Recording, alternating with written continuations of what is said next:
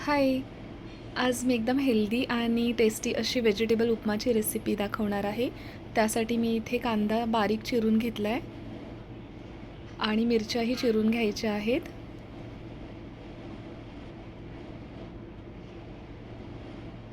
त्यानंतर कढई गरम करून रवा त्यामध्ये असा कोरडाच भाजून घ्यायचा आहे.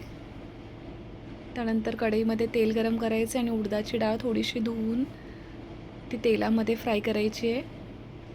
डाळ झाल्यावर त्यामध्ये मोहरी, कढीपत्ता, मिरची हे घालूनही परतायचं आहे. सगळं क्रिस्पी झाल्यावर मग कांदा घालायचे आणि ते सुद्धा कांदाही गोल्डन रंगापर्यंत परतून घ्यायचं आहे. त्यानंतर मी कटरमध्ये गाजर असं बारीक चॉप करून घेतलं आहे आणि मटार तेही तेलामध्ये परतून घ्यायचं आहे. त्यानंतर मीठ घालून थोडीशी झाकण ठेवून वाफ काढायची आहे. छान असं गाजर आता सॉफ्ट झालं आहे. आता त्यामध्ये गरम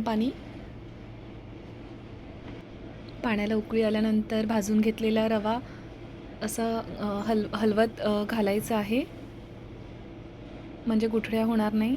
त्यानंतर गार्निशिंगसाठी कोथिंबीर. मस्त आपला गरमागरम व्हेजिटेबल उपमा तयार आहे. तुम्हाला रेसिपी आवडली असेल तर लाईक करा. थँक्यू.